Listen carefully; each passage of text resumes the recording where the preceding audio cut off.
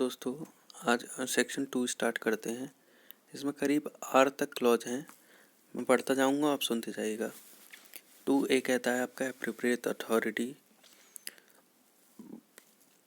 Appropriate authority means वो authority होती हैं जो सेक्शन 17 के अंतर्गत अपॉइंट होती हैं।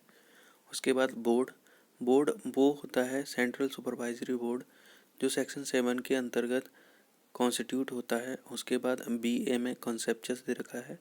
कंसेप्चस एनी प्रोडक्ट ऑफ कंजप्शन होता है और at any stage of development होता है, यानी कि फर्टिलाइजेशन से लेकर बर्थ तक कोई भी स्टेज हो डेवलपमेंट की, वो इंक्लूड एक्स्ट्रा एम्ब्रियोनिक मेम्ब्रेन को भी इंक्लूड करता है, एज वेल एज एम्ब्रियो और फीटस दोनों को इंक्लूड करता है। ठीक है, तो कोई भी स्टेज ऑफ डेवलपमेंट है उसको वो इंक्लूड करता है आपका कंसेप्चस में, किसी भी स्टेज का।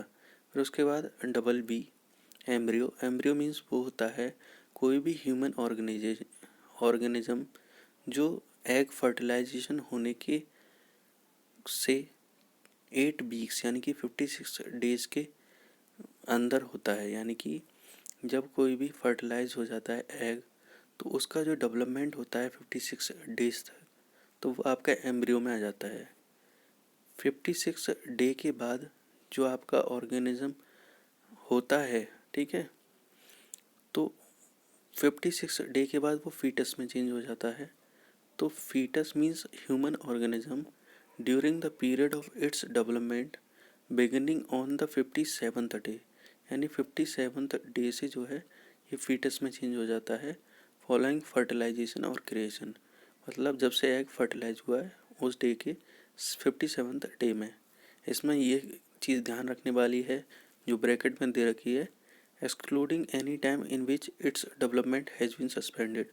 मतलब कोई भी रीज़न हो सकता है, मान लीजिए वो डेवलपमेंट उसका सस्पेंड हो गया यानी कि ज़्यादा आगे बढ़ गया है, तो वो टाइम को एक्सक्लूड करते हुए and ending at the birth, और ये फीटस जो आपका ख़त्म होता है अगर बच्चे के जन्म के बाद, ये फीटस वाला जो है ऑर्गेनिज्म ख़त्म हो जाता है। उसके बाद जेनेटिक काउंसलिंग सेंटर वो काउंसलिंग सेंटर होते हैं, कोई भी इंस्टीट्यूट हो गया, कोई भी हॉस्पिटल हो गया, कोई भी नर्सिंग होम हो गया, या कोई भी स्थान जहां हमें जेनेटिक काउंसलिंग पेशेंट्स को दी जाती है। उसके बाद जेनेटिक क्लिनिक वो क्लिनिक होते हैं या वो इंस्टीट्यूट होते हैं या वो हॉस्पिटल होते हैं या वो नर्सिंग होम होते हैं या वो प्लेस होते हैं, by whatever name called, किसी भी नाम से बुला सकते हैं, जहाँ prenatal diagnostic procedure conduct किए जाते हैं, वो जेनेटिक क्लिनिक होते हैं। अब जेनेटिक क्लिनिक क्या क्या इंक्लूड करेगा वो एक्सप्लेनेशन में दे रखा है।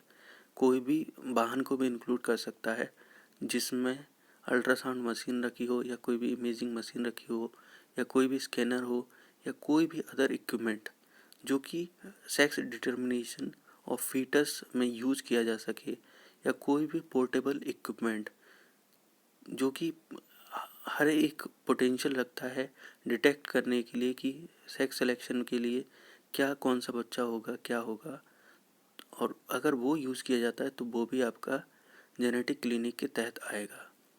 उसके बाद genetic laboratory means laboratory and includes a place where facilities are provided for conducting analysis और test of samples received from genetic clinic for prenatal diagnostic test.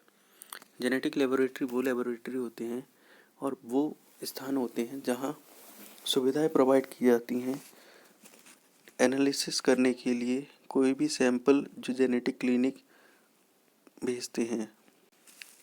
Explanation में आपका दे रखा है जेनेटिक लेबोरेटरी वो स्थान भी इंक्लूड करेगा जहाँ अल्ट्रासाउंड मशीन हो, कोई भी इमेजिंग मशीन हो, कोई स्कैनर हो या कोई अदर इक्विपमेंट हो जिससे हम सेक्स डिटर्मिनेशन से पता लगा सकें, या कोई भी पोर्टेबल इक्विपमेंट हो जिसमें पूरे पोटेंशियल है कि वो पता लगा सकें किस सेक्स का बच्चा होने वाला है, और ये बिफोर कंसेप्शन यूज़ की जाए।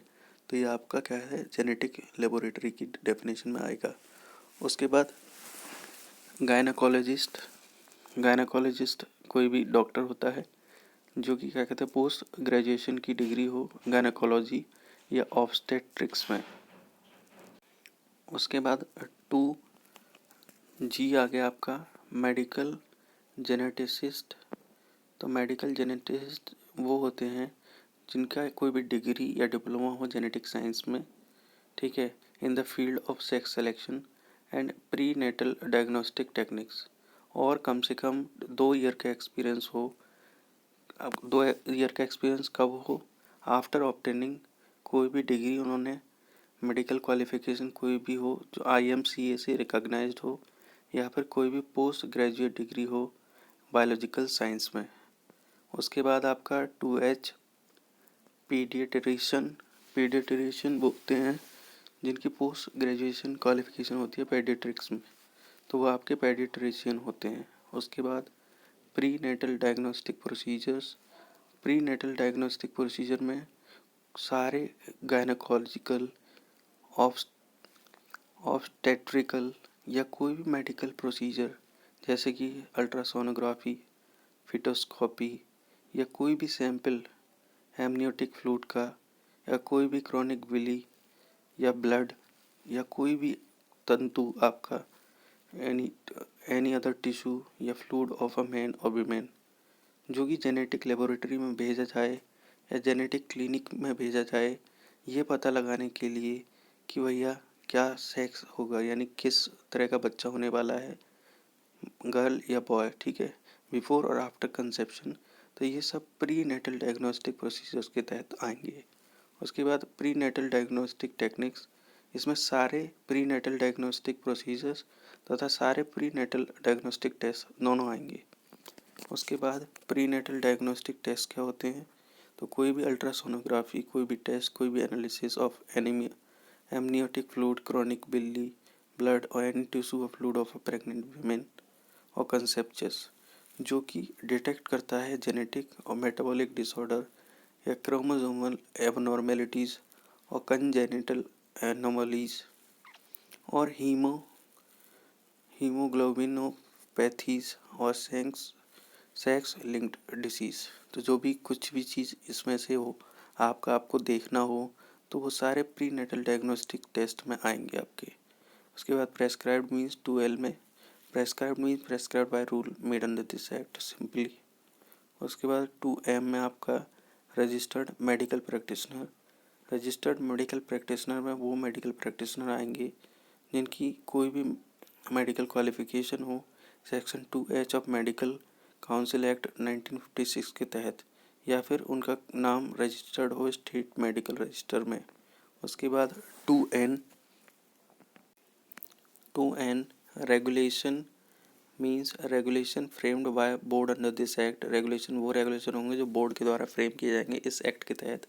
उसके बाद 2O sex selection, sex selection means कोई भी प्रोसीजर, कोई भी टेक्निक, कोई भी टेस्ट या कोई भी एडमिनिस्ट्रेशन या कोई भी प्रेस्क्रिप्शन या कोई भी प्रावधान, ठीक है, किसी भी चीज़ से रिलेटेड जो आपका इंश्योर करे या जो आपकी इंक्रीज करे प्रोबेबिलिटी के एम्ब्रियो इस पर्टिकुलर सेक्स का है, तो वो सेक्स सिलेक्शन में आएगा। उसके बाद सोनोलॉजिस्ट और इमेजिंग स्पेशलिस्ट, सोनोलॉजिस्ट या इमेजिंग स्पेशलिस्ट वो पर्सन होते हैं जो कोई भी मेडिकल क्वालिफिकेशन IMCA के तहत उन्होंने रिकॉग्नाइज हो, वो पजेस की हो, या फिर कोई भी पोस्ट ग्रेजुएट क्वालिफाइड बंदा जो अल्ट्रासोनोग्राफी या इमेजिंग टेक्निक्स या रेडियोलॉजी में उसने पोस्ट ग्रेजुएशन की हो। उसके बाद 2Q ये स्टेट बोर्ड के बारे में बताता है। स्टेट बोर्ड मीन्स कोई भी सुपरवाइजरी बोर्ड होता है स्टेट का, और यूनियन टेरिटरी का स्पेशल सुपरवाइजरी बोर्ड जो कि 16A के अंदर कॉन्स्टिट्यूट हो। उसके बाद स्टेट गवर्नमेंट यूनियन टेरिटरी के केस में जो आपका एडमिनिस्ट्रेटर ऑफ यूनियन टेरिटरी जो प्रेसिडेंट अपॉइंट करता है 239 ऑफ कॉन्स्टिट्यूशन में। धन्यवाद।